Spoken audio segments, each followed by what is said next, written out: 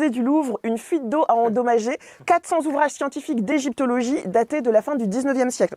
Alors il y a Francis Steinbock, l'administrateur adjoint du musée, un peu en minimisant les faits, qui a déclaré « Il n'y a pas de perte irrémédiable. Ce sont des ouvrages importants, certes, mais pas uniques au monde. Ils vont sécher et après on va les remettre sur les étagères. » Et c'est bien connu, rien de plus agréable que de consulter un ouvrage dont les pages ont été détrempées puis séchées. C'est la raison pour laquelle ma librairie préférée se trouve à Paris, dans le 15e arrondissement, au bassin numéro 2 d'Aqua Boulevard. Ça, c'est mes livres préférés. Les hommes fautifs, ils ont une telle capacité à se dédouaner, ils pourraient tous être go-fast en fait. Le gars, il était à deux doigts de dire Égyptologie, ça va. Tout ce qu'il y a dans ces ouvrages, on peut l'apprendre dans Astérix Mission Cléopâtre, en vrai. Et puis, il n'y a pas de bonne, de mauvaise conservation. Pardon, c'est le monologue d'Edouard Baird. Faut que je dise, il n'y a pas de bonne ou de mauvaise accusation. Alors, pourquoi je dis qu'il semble minimiser les faits ? Déjà parce que je sais reconnaître les astuces grossières de communication de crise à la Tchernobyl. Oui, tout à fait, oui. L'eau, elle s'est évaporée pile au moment où elle s'approchait des livres. Vraiment, il n'y a pas de...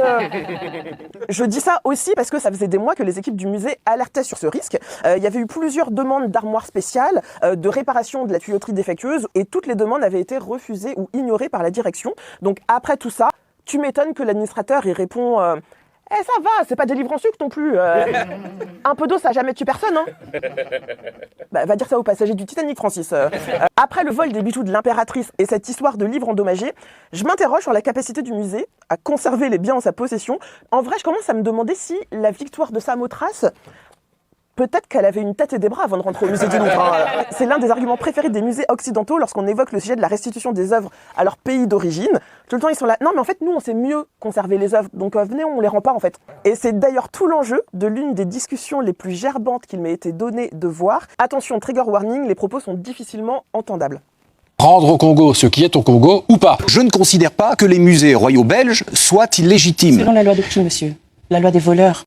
Ces œuvres auraient disparu, notamment pour des questions de conservation. Vous n'êtes pas les seuls qui êtes capables mais les gréco-bactriens... Si on est passé d'un art nègre à un art classique, c'est grâce au travail fabuleux de nos musées. Je trouve que c'est raciste ce que monsieur vient de dire. Tout est raciste avec ces gens. La définition du racisme est une question de hiérarchisation. Le paternalisme qui a donné lieu à la possession de ces œuvres par la Belgique fait partie du passé. Il y a eu la décolonisation, maintenant il y a la restitution. C'est gravissime. Le seul bénéfice que je trouve à la diffusion de cet extrait, c'est que ça me permet de saluer le travail de Mireille Tseoussi-Robert. Allez vous abonner à elle. C'est une femme qui milite pour la restitution des œuvres aux pays africains.